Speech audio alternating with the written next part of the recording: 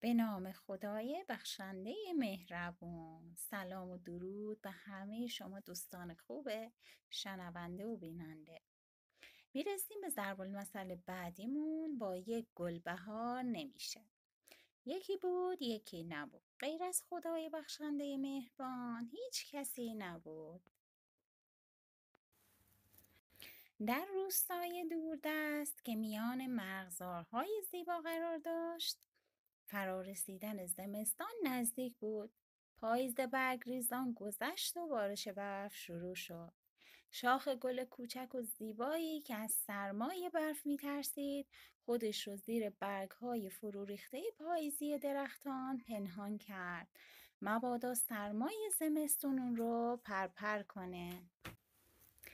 برف شروع به باریدن گرفت و تمام دشت و جنگل از برف پوشیده و سفید رنگ شد. گل کوچک قصه ما همچنان خود رو زیر برگ‌ها پنهان کرده بود و بیرون نمی اومد. کودکان بعد از تعطیلی از مدرسه با شوق و شور وارد مرغزار شدند و شروع به برف بازی کردند. آدم برفی درست کردند با گلوله های کوچک برف که با دستان کوچکشون که دستکش داشتن درست میکردن و به هم پرتاب میکردند و با شادی و شوق بازی میکردند. اونها میدونستند که برف نشانه زمستان و گل و سبزه و شکوفه، نشانه فصل بهار، و برگریزان نشانه فصل پاییز و میوه های خوشمزه نشانه فصل تابستان است. گرم در بازی بودن که ناگهان گلوله برف ایلیا کوچولو به برگای روی قنچه گل کوچک برخورد کرد و برگها رو به کناری زد. ایلیا کوچولو و دوستانش از دیدن شکوفه کوچک بسیار شگفت زده شدند. اونها شاد و خوشحال از دیدن شکوفه گل تصور کردند که بهار نزدیکه. با خوشحالی به خونه رفتن و خبر دیدن قنچه گل زیبا رو به مادر خود دادن.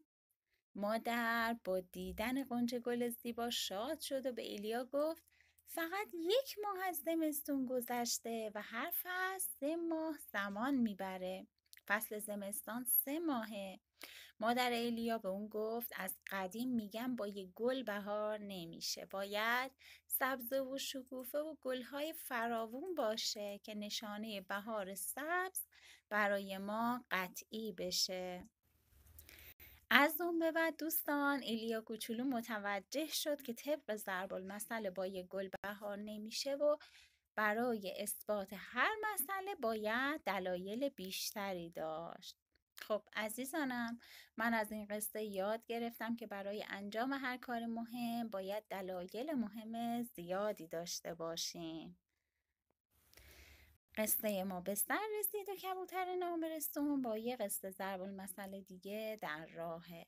خدای مهربون یار و نگهدار همه ماست. لطفاً حمایت کنید. خدا یار و نگهدار همه.